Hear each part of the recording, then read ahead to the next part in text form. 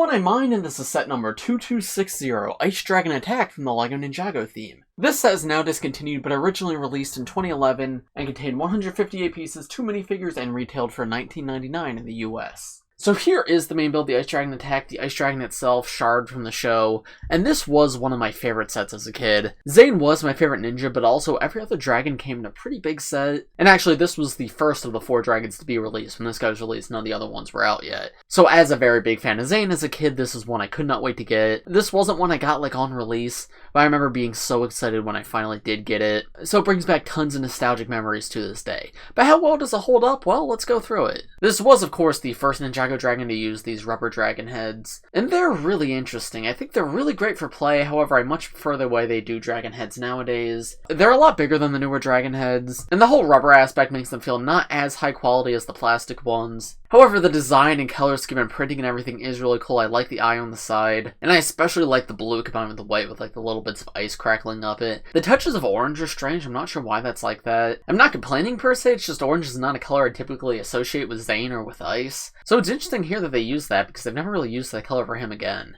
But it does give this guy a cool, distinct look. And then you can obviously see there's one big, huge play feature in the dragon's mouth. This, I believe, was originally introduced to Bionicle, but they were still using Bionicle parts in system sets at this time, so they brought it over for these dragons. And if you've never seen how these work, the idea is you push down on the top of the dragon's head and the bottom of the dragon's head, and it'll actually shoot this ball out. Shoots it out with quite a bit of force, too. Like, you could very easily take out enemies if you aim correctly. Yeah, wow, look at that. This was present on all 4 of the 2011 dragons, though the ball used on the inside was a different color for each of them. And I do think it makes for a very fun toy, however it definitely takes away from the overall look of this guy, because the entire ball shooter mechanic does seem very mechanical. It fits in line more with stuff like Bionicle than like an organic dragon. But I don't think that's a huge deal because it does make for a fun toy, and I think that's what's most important. And again, it's 2011, so they weren't going for hyper-realism anyway. Like, this is nothing like the dragons you see in sets nowadays. One issue I did have with this guy, though, is I always felt like the bottom jaw was a little bit loose. If anybody else had this set, like, growing up as a kid, maybe you'll agree. But yeah, all the 2011 and 2012 dragons had this issue where the jaw was very loose and easy to take off. So this would occasionally fall off and I would lose that. That's not great. I wish they'd introduced a better connection system. But with more modern parts, I'm sure that's not too difficult to customize yourself if you wanted to. That's just something that like actually affected how I played with this guy as a kid. Then you can see the neck's connected to the body on the CCBS joint. And look at that. Wow, mine's actually cracking. This is my original Ice Dragon from 2011. I didn't buy a new one.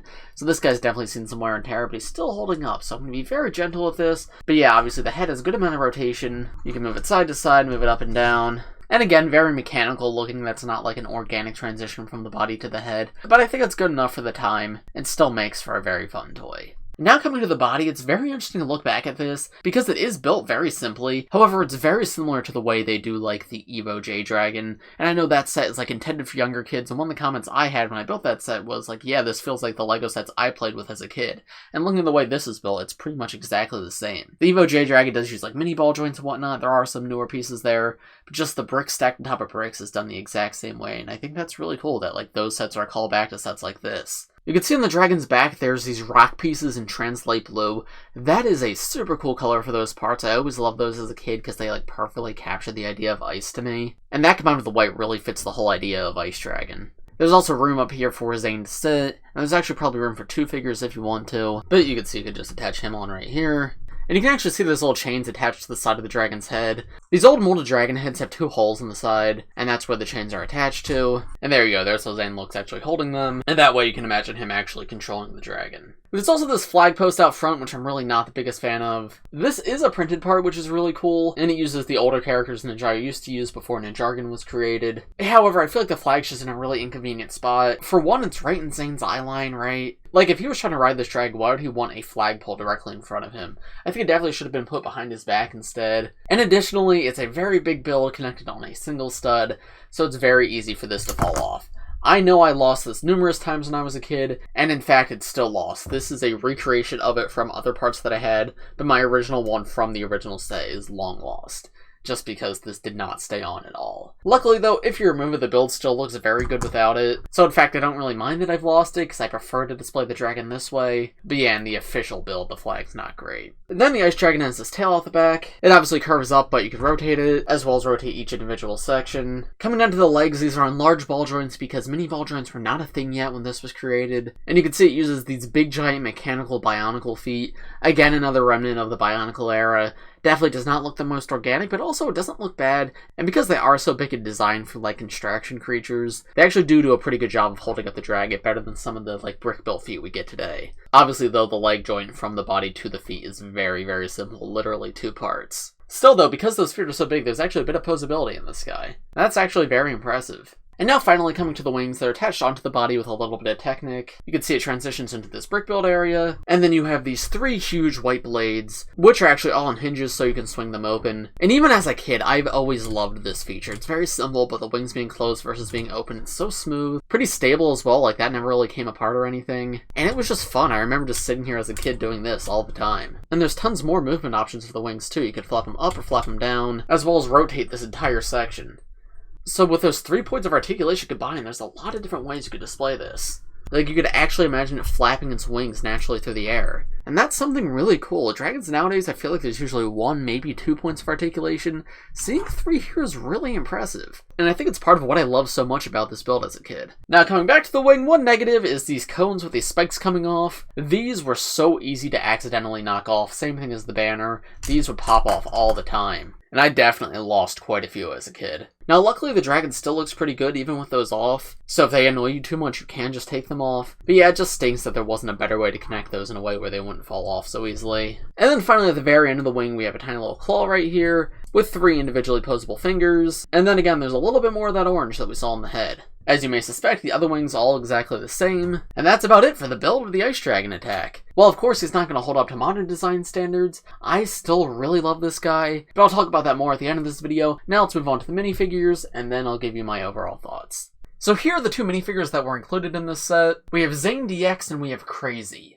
Zane DX was a super exciting minifigure, because when this set released in January of 2011, this was the only way to get this guy. His spinner had not released yet, and the DX suits felt like something new and special, because remember, in 2012 there was only 2 ninja suits, normal and DX, and DX had all this gold detailing and like this dragon design on it, and when I was a kid, that was just the coolest thing, so the idea of getting a DX suit in a $20 set was so exciting. And today, looking back, yeah, these hold up really well. I've obviously already covered this guy in my every Zane minifigure video, but gold and white is a great color combination. I love whenever Zane uses it. And then bright blue is a great color for Zane that I feel like they did not use that much like back in this era. However, they are finally leaning into it more nowadays, and it really does fit him so well. But yeah, obviously the dragon head matches the design of the dragon in this set. He's got ice breath coming out and the tail wrapping around the bottom. And then we turn around and take a look at the back torso print. You can see there actually is back torso print, which was not present on the normal suits this wave. It's got Zane's original symbol from his original suit, and it says his name beneath it. And then of course he uses the classic ninja hood, and his accessory in this set is just a black katana. And then his original face print, yeah, is what you'd expect. His original face print compared to the rest of the ninja I think is one of the best looking ones, because all of them were stuck with one angry face for years, but Zane's was less angry and more of just a neutral expression, and it actually fit Zane's personality from the show quite a bit. So while I wish we had more than one expression for Zane from back then, I do think this is a fairly good face for him. And then Krazi is the lightning skeleton, I believe. That's another 2011 Ninjago thing. In the show, the skeletons did not have elements, however in the spinner game they did, and Krazi with the blue and everything was the lightning skeleton. He's got this overall clown motif, and he comes with these shurikens of ice in this set, presumably because he stole them from Zane, or because Zane's trying to get them from him. I always like the skeleton boots. I think those are a fun part. I kind of miss them on the Legacy Skeletons. Legacy Skeletons I still like on the whole, but those were really cool. And the clown makeup on the face and everything does make this guy really distinct. I also believe this is the only set where Krazi actually came with his clown hat, because in his spinner he comes with the blue armor piece but no hat. But other than that, he is just a pretty standard Skulkin. There's how he looks from the back, and of course, no alternate face on him. But yeah, I mean, for a $20 set, these are 2 fairly good figures. This Krazi figure doesn't have any exclusive parts, like I believe the hat was originally from LEGO Castle, but this was an exclusive version of him for a Ninjago set. But getting both these guys in a cheap set was really nice, and I remember I really enjoyed getting them. So yeah, no complaints from me, all around very solid. So, what are my overall thoughts of this set? I honestly still really like it to this day. Now, obviously, comparing it to more modern dragons, no, it's definitely not as good. More modern dragons are super detailed, much more sturdy, but there is a certain charm to this. For one, I think this is a very good toy, maybe even a better toy than the dragons that we get nowadays. Because as good as the newer dragons look, they don't have like all these options. They don't have the level of posability this guy does. They don't have the big ball that shoots out of his mouth. And as an older collector, I prefer for things to look good rather than have tons of play features. But when I was a kid, I thought this was pretty much perfect. So I'm all around very happy with it. Now, is it worth picking up in the aftermarket? I mean, I don't know. It depends on how much you can get it for. If you can find it for the original retail price, $20, yeah, sure, why not? It's a great set for that price. But is it a must-have? No, probably not. However, I still think this is one of the best ice dragons we've gotten to this day, and I still really love it for what it is. But those are just my thoughts. Let me know what you guys think of this set in the comments below. This is the first throwback Ninjago review that I've done in a very long time, so let me know if there's any other old Ninjago sets you'd like to see reviews on, because I'd like to do more of these. I have a ton of old Ninjago sets, and it's really fun to look back at them. But as for this video, I think that's about going to do it. Thanks for watching, everybody. If you enjoyed, please press like, subscribe to the channel if you're new. I do LEGO Ninjago videos just like this one almost every day, so if you subscribe, you'll be the first to see them. Thanks for watching, everybody, and I will see you in the next one. Bye!